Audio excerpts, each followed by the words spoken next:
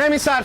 داداش میزنن یه آیس کارامل ماکیاتو میزنی؟ سر خوب من اومدی پلاش ساحلی دکه ساده بودم. آقا مهدی سلام جا. خوبین شما؟ بله مرسی جانم. لته دارین؟ لته سیرو فندق کارامل آیریش چی؟ ماچا میخواید بزنم ماچا هم دارین شما؟ نه من که ندارم ولی شما شاسی بلند پشت دکه پاک بشین بریم سر کافه با هم بزنیم بیا.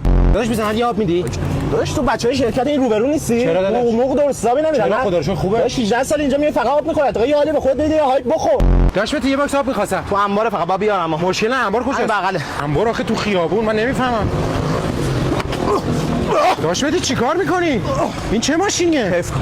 این پیش فروش نشدن جدید. زندی حتما به ما میدی؟ یه داداش اوکی. فقط این نوت میانیش جاسمینه؟ نوت میانیش جاسمینه؟ من نمایندگی تامفورد بزن مرد باز معرفت بدم. داداش این مردونه چه زنونه؟ چیزه اسپورت این داداش برو.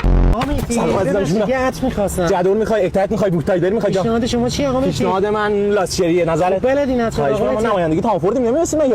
آقا سیگار نخی داری؟ نخی نداره مخلصم من. آقا چرا به ایشون دادی؟ نمایشگاه بذار بخوره. داداش ده نخ اولترا میدی؟ داداش نخی 5 تومن. اوکی داداش. پاکت پایه و 20 نه ده نخ میخوام. کارت چیه؟ مهندسم. او بگیرن سردار اون شرکتی که تو مهندس قوس کل بیا پاکت ببر 60 تومن دیگه.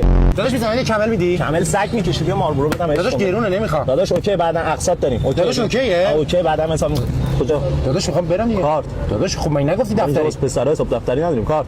داشتی مخلصم. شو دیگه نه. تو چه غلطی می‌کنی بیا پای میرم. آقا سیگار می‌خوام ضرر بدبخت ندید برید. تا ماشین سقف پنجره ندید. هر جا باباشو بعد کلاتو بخوریم بیا تو. ماشین نو مبارک چه ماشینیه؟ اسکایول کاستوم داشت به گروه خونه تو نمیخوره تازه اومده جدیدم من. کاستوم چیه؟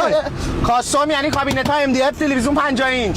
نظرت دستگاه اسپرسو بندازم همین کنج دختر کافی خواستن دیگه تو کافه نبرمشون همینجا اسپرسو بدم دستشون.